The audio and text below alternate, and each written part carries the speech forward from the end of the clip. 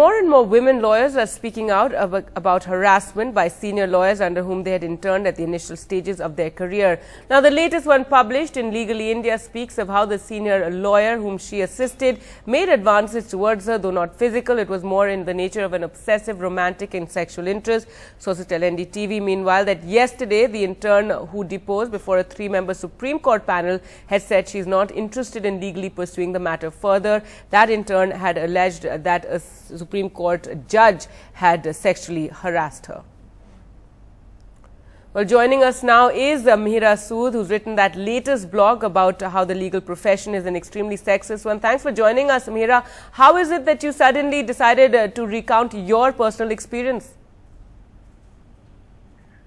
It was complicated, you know. I mean, I was aware that the perception will certainly be that you're trying to, you know, ride on this bandwagon for publicity, but it was just that when it happened, I was far less confident and secure of my place in the profession.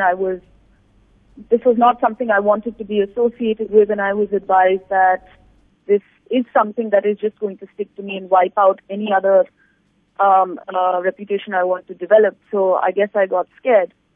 And today I made my peace with it and moved on. And I really want to focus more on the issues that I raised in my blog post, the systemic issues that plague the legal profession, rather than allowing an easy escape route to just pick on one person and not feel the need to really introspect.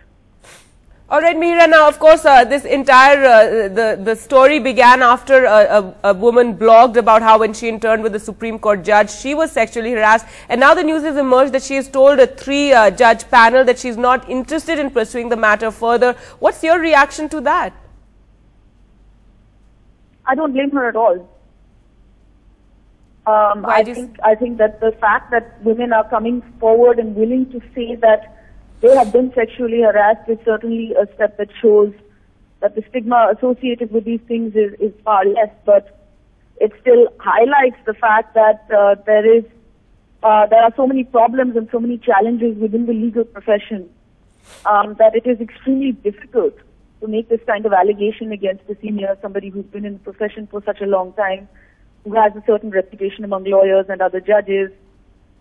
These are not people you want to mess with.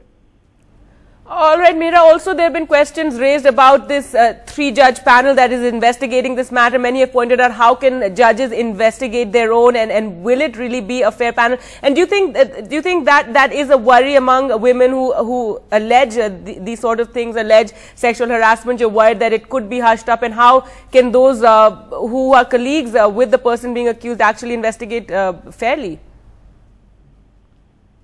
I think it's a problem. I mean, I think in this particular case, it's more complicated, because if the person herself didn't really want to file an official complaint or press charges, then even setting up a panel to look into it is, technically speaking, more than what they're required to do. Though I think morally it is appropriate.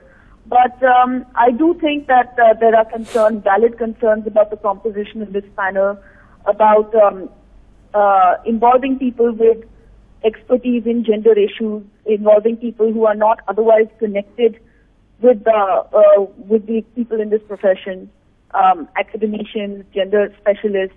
I think that's certainly a concern. And also just whether it is seen as I mean, at the risk of being seen as a token measure, I think it provides some measure of comfort to female victims to also have women on the panel.